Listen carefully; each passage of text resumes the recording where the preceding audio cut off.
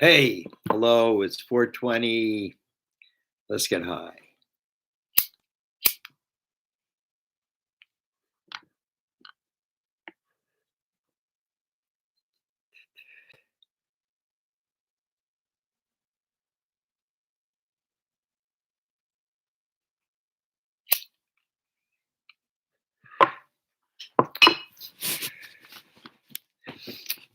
Well, first of all, let me answer a question that my friend Carol sent to me. I was actually going to write something, but I didn't get a chance to do it. So I was thinking about it. He asked me, why is it that like 10 years ago when I started doing videos, I mean, it was even longer than that, almost 20 years ago, I guess. And I did some videos and they did very well. I got over like 1 million hits on one of them. And it's just me talking like this for a half an hour. And he's asking me, why is it that, you can't do that anymore? You only have relatively few people. So let me address that. First of all, I'm very happy to have a few people because a few people out there who really seem to enjoy what I'm doing. And, that's fine with me. If I'd given a lecture and a few people came, I'd be very happy. So, and I'm sure that it will grow in its own organic way. But just even have a few people that pretty much come and tune in every day and want to hear you. That's extremely motivating, and that brings other people. And the reason why we can't get that kind of like audience anymore, like in a relatively quick way. I just want to say that I never got a penny from any of that. At the end, when everything started really like just the audience started really going down, that then they offered me that they could pay me. But what really happened is what happens all the time. I've just seen it throughout my life because I moved a lot, and you tend, creative people not making money, they tend to sort of cluster in certain areas, like Greenwich Village, in the '60s. You get a place there for nothing. Well, not for nothing, but for nearly nothing. And it was just a place for people who were creative, who didn't quite know what they wanted to do in life, who had like just different views about things, that they would congregate there. And then the village started getting like populated, and people started saying, well, there's a pretty cool scene down here. And so what happened? The rich come in and they buy everything up, and the people then have to move on. They moved on to the East Village, and the East Village became this really cool place, and Alphabet City, and then again the gentrification of these very cool creative areas. And then people moved to Williamsburg, and now the same thing's happening in Williamsburg. It happened in Santa Fe. What happened, in Santa Cruz and Portland. Yeah, I lived in Portland for a while, and people were really upset. Someone asked me, why I moved to Portland. So I said, well, I heard, they have this saying in Portland that they keep Portland weird. So I heard that, and I said, I thought I'd come and help out. But apparently there wasn't enough of us coming to help out, and the gentrification of Portland began, and people really got upset because they had their nice little community, and and they had their things that they did, and pretty soon everything was being co-opted, and rich people were moving in, and things were costing more, and business were going out, and new kinds of you know corporate businesses were moving in. And it could be that could have like really lit the fuse to what's now going on in Portland, where people are just pissed off. We made this really cool city, and then people just come in and take it over. And the same with the internet, that at first it was this kind of free uh, uh, uh, venue for anyone just to put out their work there. And you could really get a lot of listeners, a lot of audience, because, it was a new thing. But, every new thing, the rich come in and see how they can exploit it and turn it into something that's no longer really user friendly. And certainly that's what's happening. And my friend Anton in Germany tells me that that you have to make your own platform now. You can't really rely on these big platforms because they're going to push you out.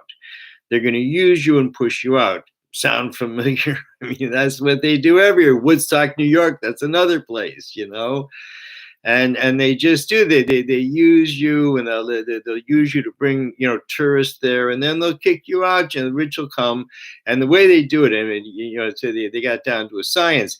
They get rich people in there, and the rich people, the first thing they want are more cops. They don't feel comfortable there. They don't feel safe there. They want more cops, which means that people have to pay more taxes, and the more rich people they get in, the more that they want cops, the more they're willing to put up the money to get the cops. And pretty soon you have a lot of cops. And what are the cops doing? The cops are working for the rich people. And before, where the cops and the people had a relatively good rapport, now all of a sudden they're the enemy, and the poor know they're getting pushed out. And it's happening just in America in general. You really felt it during the Bush years. It was like either get with the program or get out of the country. Love it or leave it. It was that kind of thing. And now that we see that all these guys with all their bluster and bullshit, that they really didn't do very much for America. I mean, they made themselves rich, made America rich, but people are out on the streets. They don't have anywhere to live. So, and these are the people who built America, them and their generations before them, and the rich come in and take it all over. Now, the thing that's wrong with being rich, I mean, it's not wrong to be rich. It's considered, it's an honor to be rich, to be chosen, to be a person who has to deal with money. It's a very hard thing to deal with. It has a real effect upon people. My teacher taught me the three things that people say, I did it, but it had no effect on me. They just didn't have enough of it. And one's alcohol. I can say, I drank, that had no effect on me. You just didn't have enough of it. If you have more, it'll certainly affect you. And another is truth, Torah. You can't say, well, I learned Torah, but didn't affect. You just didn't learn enough of it. And then the last one is money. And people say, I had money, it doesn't affect me. You just didn't have enough of it. If you have enough of it, it will affect you. And one of the big effects of money, and one of the really deleterious effects of money that really no one can stand up against, is when you have money, you can buy your own reality. Generally, there are people who do it, who live in a very simple way, and then they find afterwards they had like $1 million stuffed in their their mattress or something. And but generally, when people have money, they want to better their situation. Now, it's one thing, if God just sends you the money. Maybe someone dies, a relative, and leaves you a lot of money. And suddenly, your life is different. And this is certainly Mina Shemayim, comes from heaven. And, and sometimes you work real hard for your money and you make really a lot of money. You got into the right thing, you got in the stock market, whatever it is, and you can just make, an obscene amount of money. A majority of people just want to do their work every day and have, enough money that they can see them through their lives, which is really not possible anymore, because the value of money, as people get more and more of it, I mean, the value just gets less. And therefore it takes much more money like to buy a house which you could have bought, like I remember we bought a house when I was a kid for $20,000 and in a really beautiful place. It's Silicon Valley, Los Altos, where like trees, and there's these beautiful um, uh, uh, fruit trees, apricot trees, and cherry trees, and peach trees. And in the spring, they all blossom. You think you're in heaven. And we bought it for $20,000. I'm sure this house, same house, would probably cost $5 million at this point. And it's not because the house became worth anymore. It's because money really became worth less. And you have to work harder, to make this more money. And certainly the way it's going, the way the stock market keeps going up, that all we're going to have is just a very small amount of extremely rich people, and the rest of us that can hardly afford to live, which is, things are going to break down before that happens, obviously, because, people have to, people are pretty upset already and see that, Biden is trying to assure us, no, we can make the thing right, but they can't make it right because they're going to go back and try to resurrect what's already dead. That's the whole religion, trying to resurrect the dead, which is Rome. They're always trying to resurrect Rome. Now we can do it right. They never do it right. And we have to admit, after 2,000 years, we had enough of Rome. And the question is, how do we get out of it? Because Rome has encased the world in this veneer of like silver and plastic. And everywhere you go is everywhere. I remember when I went in the Navy in 1962, I was 17, and one of the first places I visited was Okinawa, and I remember really having a sense of sadness and embarrassment to see that there were commercials for, on the billboards for Coca-Cola. How America was just making their inroads everywhere, and it was all about money.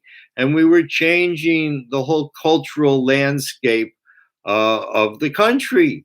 And that was only a little thing. What was going on was much more, I don't know, just really bad, mean. At the end of World War II, America, because we had come, and saved everyone. I need to plug in that,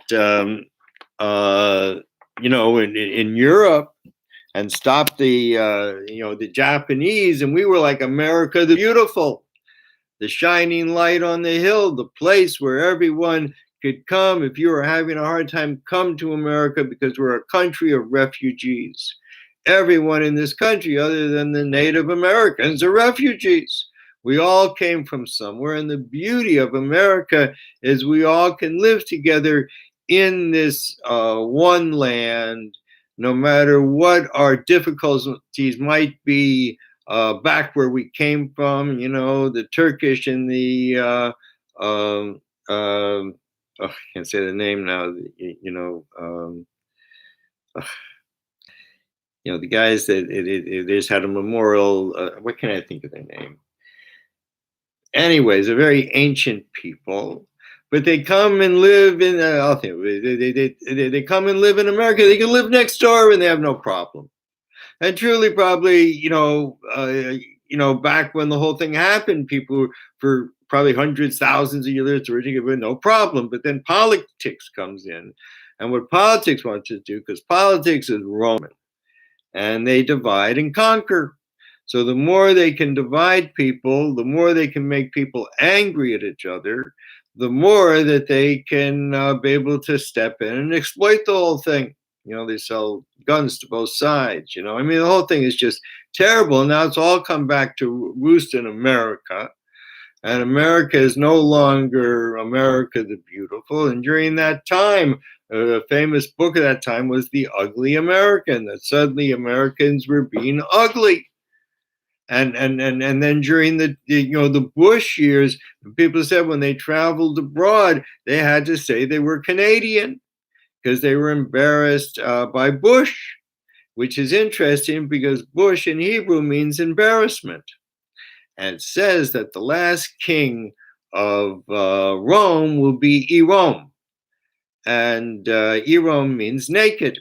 Why they call him Erom? Because it says the last king of Rome will despoil the treasury of the country for his religion, and it'll be an embarrassment to the entire country. And that's what happened under Bush. He was given this huge surplus of money, and by the time he left, we were more than that in debt because he had fought a war. And who got all that money? Him and his friends. That's what they're into. Cheney. I was thinking about it for some reason, but Cheney, when he became vice president, he moved into the vice president's palace, but mansion, whatever, where the vice president lives. So he refused to pay the electric bill. He said it was too much. The people should pay it. At that same time, he paid $24 million in taxes. Maybe today wouldn't be so much, I don't know. But it was a lot he paid. That means that he made, at least that much in profit. And he couldn't pay for his electric bill. It's not that he couldn't pay for the electric bill. He wanted to send a message to the people. I'm a bad motherfucker, and you're not going to get anything from me. If you get anything, you're lucky. And that's the truth. That's what happened, man. These guys are just hard dudes. They're into money. They're into buying everything up because they see the reality that they want to have. And that's the problem with money. You can buy your own reality, and you never see the reality that God is giving you. And you never see really what, is truly like what the world's about. And they say that when a person dies, there's this in the Zohar, that if a person lived for 1,000 years and died, that the entire lifetime would be like a day. And so people who spend their life trying to get money and trying to pleasure themselves in whatever way they can. So many people who got money and they bought like a new BMW. Why'd you do it? I just wanted to experience, have them, I can experience it, or buy a big mansion and, with much more room that you need. And why'd you do it? So I can experience being rich. I mean, they're not really rich. They got some money compared to everyone else that they're rich. And it's just the experience of all these things that people want. And yet in the end, when you leave this earth, even if you live for 1,000 years, it'll be like one day. All this experience is packed into one day. And it's really all nothing. Why?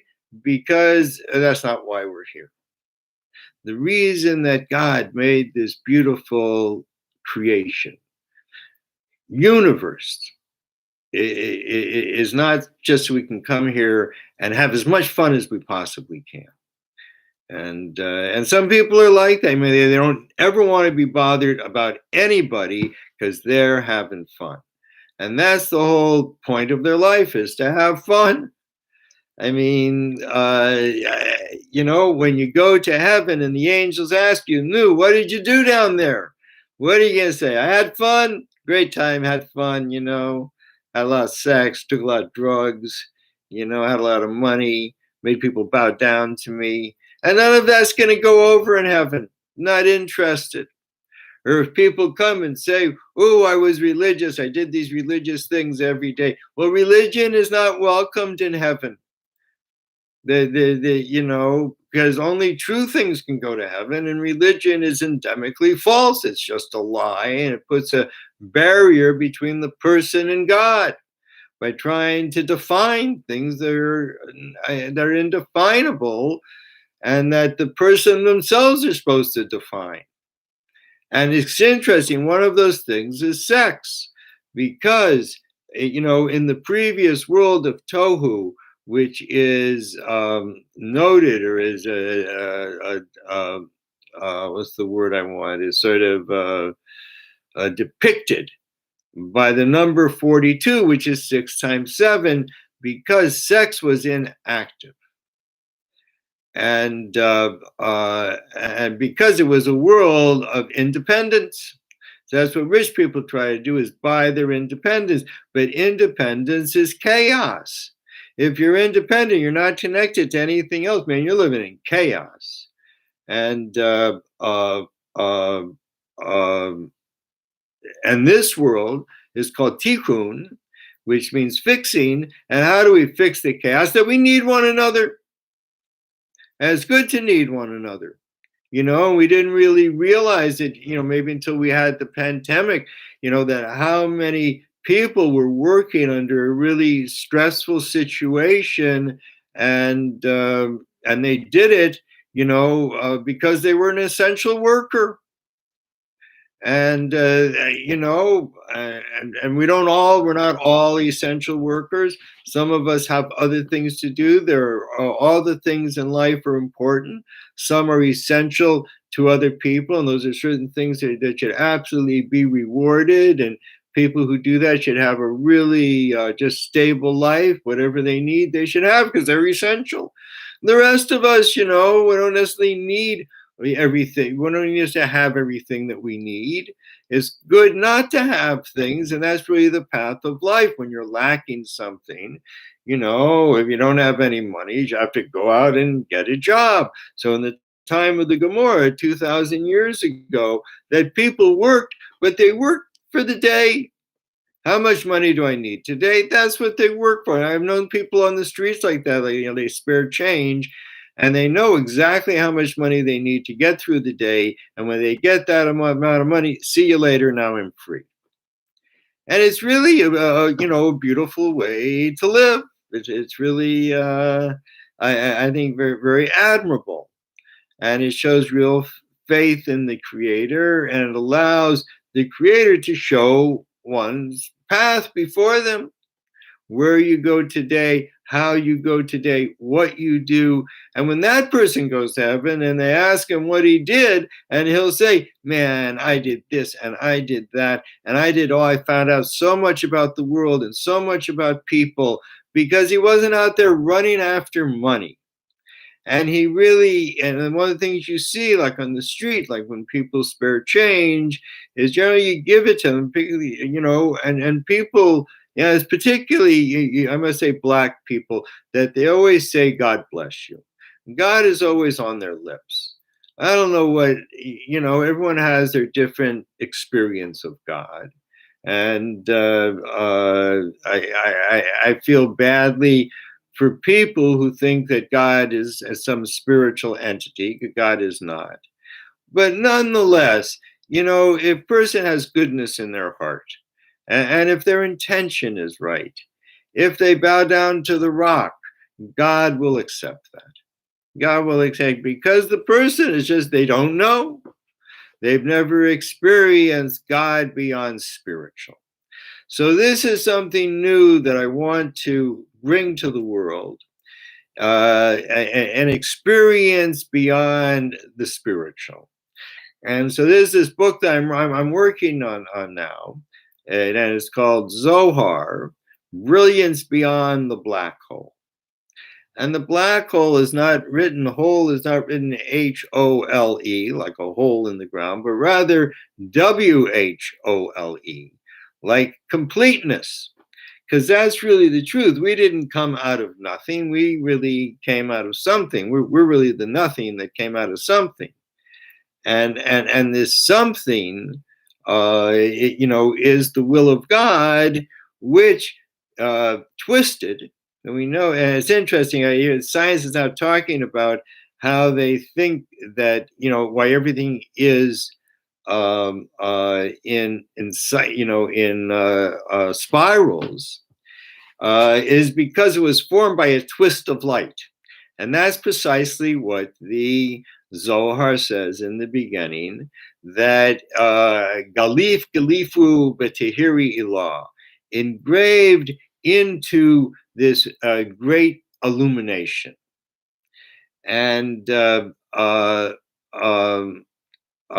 when you engrave, you engrave, like I lived in Arizona for a while. When you live in Arizona, like out in the desert, so everyone like carves rock. It's just a thing, man. I guess, if you're out in the sea, you're out by the sea, everyone goes to the ocean. But out in the desert, that's what you do. Everyone carves rock. It's just a thing, man. You become part of the environment. And I remember once I was on acid and there, and I was carving this rock. I got the distinct sensation that I was a rock carving a rock, which I thought was pretty cool. Only what my rock is moving. And in the truth, that's how God looks at it, that each of us is really just a little pile of earth.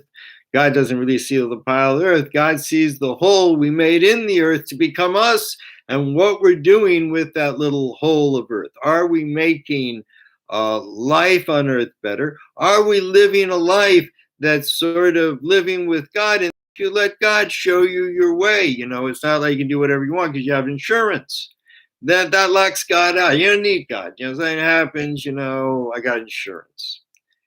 And so that you're not going in God's way, you're going in your own way. And we see whenever we go in our own way, it's usually just a dead end.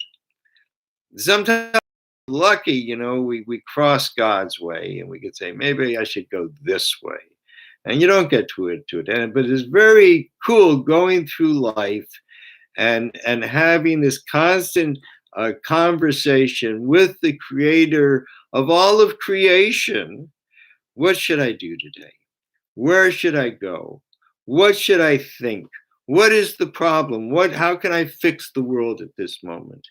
And having that dialogue with the creator, even though it's a one-way dialogue, we talk and the creator listens. But the creator does respond, and the response comes through heaven after many attenuations and different things and permutations, and it'll come down and something will happen. And I've been shot at a few times and heard the thing, you hear the whiz of the bullet go right by you.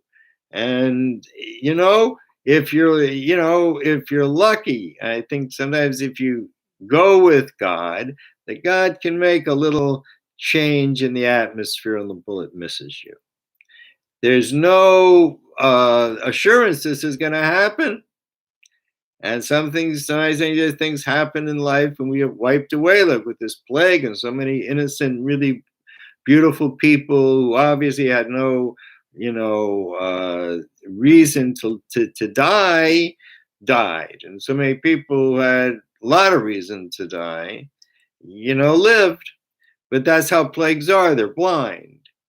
And but anyway, so the book I'm going to put out on Tisha B'Av, the 9th day of Av, when both temples were destroyed 500 years apart, is really going to, I believe, I hope, be like a boulder pour that I can, throw into their pond. And to try to break through the veneer of Rome, which is just a veneer of lies. You go through it. It's not just Trump. It's not just, politics or science or religion. It's the entire thing is a lie because it's based on the Big Bang and evolution or religion. All of this is Rome. All of this is false. And all the bluster and all the arrogance can never make it true. And its time has come to an end. And the reason it hasn't ended, because people want it to end, is we don't see a way forward. And I think that is the job of a writer. I think of any artist, creative person, to try to open up that door to the future. So, and I'm really putting everything I have into this to try to do this. And I'm part of these broadcasts are part of that. So it'd be a big help if you would go to my website, dovidhouse.com, and purchase my book, Sex, a Metaphor to History, Trump 777 and the 1,000 Years of Woman. And I must say, I got a very nice review today. I was very happy with it. Someone really enjoyed the book. And also it said, added that he just really enjoyed reading the book, which is a great a compliment to an author, because it's not just the information that you're giving over, but you really want it to be an experience, a pleasant experience for the reader, and then they will know something because they experienced it through your book. Anyways, enough for today. Thank you for listening and being interested in these things. And God willing, together we're going to turn over the world. No question about it. Bye.